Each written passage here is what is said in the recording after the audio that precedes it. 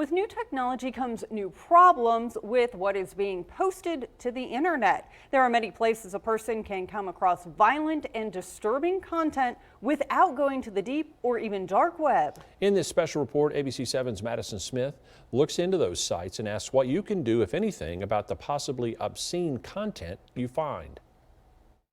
It used to be that you had to go deep into the pits of the web to find all the disturbing content that lies there, but that's no longer the case.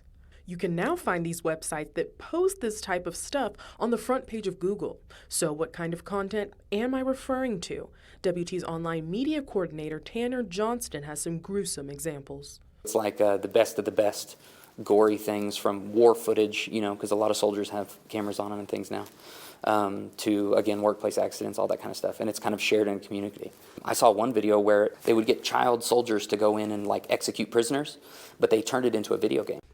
With that being said, you may be wondering how these sites remain on the web. Well, Blackburn & Brown partner Ryan Brown says it all boils down to the rights of the people, specifically your freedom of speech.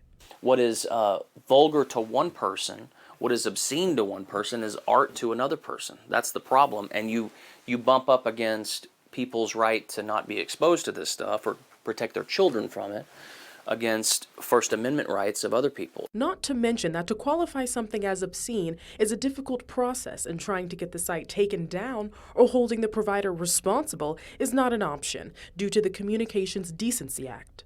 But that doesn't mean you're helpless in this. There are ways that you can bring attention to these horrific online acts. Boycott, don't do business with companies that are advertising on these sites or benefit from these sites. Monitor what your kids are doing. Set up programs that stop them from accessing sites like this. I think that's how you do it. The solution to free speech is never censorship, it's more free speech.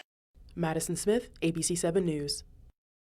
Johnson and Brown say the reason these websites' content doesn't need to be censored is because they are not considered publishers and they are not providing an official public service.